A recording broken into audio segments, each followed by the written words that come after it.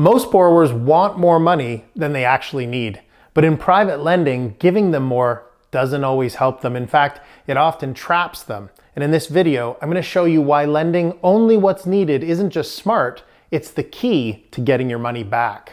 I'm Chris Nichilo, the wealthy lender, and I'm the founder of Magnetic Capital Group. Since 2019, I've helped investors like you deploy over $110 million into private mortgages in Canada.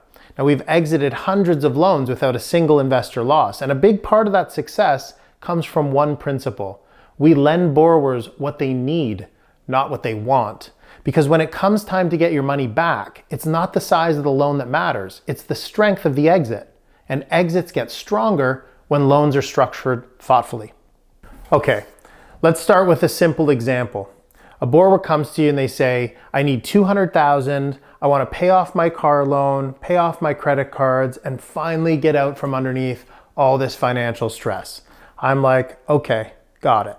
Emotionally, that makes sense. Clearing the decks feels good, but the real question for me is, what do they actually need in order to qualify for a bank refinance 12 months from now? That's the key, because my exit strategy isn't helping somebody else feel better today. It's helping them qualify for a conventional loan at a much lower rate so they can pay us back and move on from the private mortgage arena as soon as possible. And we do that by looking at the math. So first, do they have a low credit score? Then maybe all they need to do is get enough money to pay off just one credit card and bring their utilization down under 25%. That'll boost their score. Do they have decent credit, but their monthly cash flow is too tight? Because if that's the case, then maybe we need to consolidate a few debts to reduce their monthly payments and bring their debt service ratios back in line. Either way, we don't blindly fund every unsecured debt that they carry, because when we do that, we take their unsecured problem and now it's our secured problem. And that doesn't serve anybody. So just imagine this, right? Someone's floating in water, they're holding a few heavy bags, they ask you for a rope, but they also ask you to lift all the bags into the boat too. It's not your job to bring their baggage on board, it's your job to help them get to shore. That's what we do with smart loan structuring. The trap of overlending is real. When a borrower has too much money, they get comfortable and they lose urgency, they lose focus. And then they sometimes even create new problems instead of solving the old ones because they feel temporarily rescued from their financial difficulty. But the goal isn't comfort. The goal is a clean exit. And to get there, we need to do a little more work right up front. Okay, if this kind of strategic thinking is helping you reframe how you think about private mortgage lending, I want to invite you to join me in the free school community I created called The Wealthy Lender's Brain. Inside, you'll learn how to run deals the right way with structure, precision, and purpose. You'll also get access to all the modules of a free introductory online course I created just for members. Plus, you can join our weekly Q&A sessions and you can talk to me live there. But most of all, you'll be joining a community of like-minded investors that I know you'll benefit just from being around. So if you want to join, just click the link below and we'd love to have you. All right, now let's get practical. Here's how I determine how much to lend someone. First, talk to the broker. If they have a refinance exit in mind, ask what the bank or credit union will need to get that loan approved. Once you know that, you know what credit score is required, what debt service ratios must be met, how much equity does the borrower need to maintain. You need to ask for real numbers. Then once you have them, you'll be able to work out what must be paid off for the borrower to qualify, and then you can use that information to structure your loan accordingly.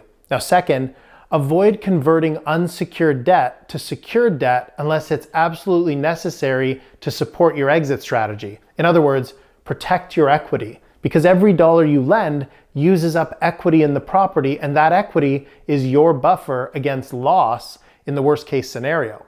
So if a borrower wants to say, borrow $40K to pay off some unsecured business debt, but that debt has nothing to do with improving their refinance potential, why would you take that risk?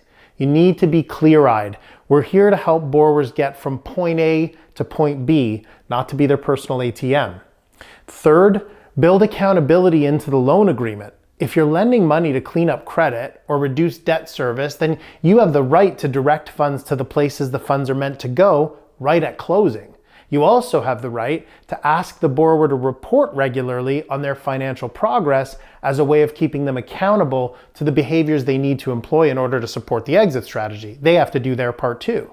So a good private lender will require that funds be used for specific purposes. They'll also ask for payout statements, follow up to ensure things are done as agreed, and document everything so they can always demonstrate that they acted fairly.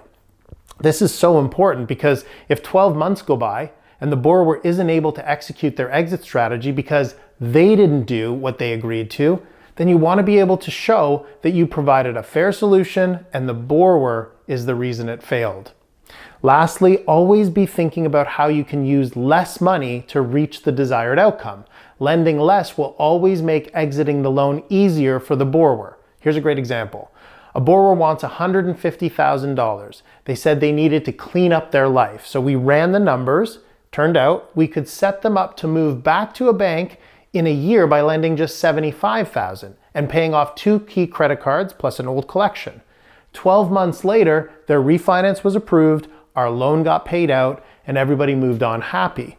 That's the goal. Not the biggest loan, the smartest loan.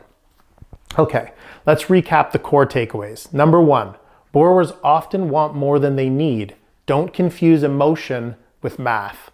Number 2, your job is to engineer an exit, especially via refinance. Number 3, talk to the broker.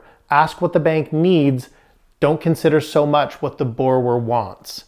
Number 4, run the numbers yourself. Know the rules and qualify your exit. And last, number 5, protect your equity. Never secure debt that doesn't serve the loan's purpose. Oh, actually, one more thing. Number 6, always explore how less can be more. Structure leaner deals with more discipline and clarity. When you lend this kind of intentionally, like when you lend with this type of intention, you build a portfolio that's strong, it's sustainable, and it's reliable.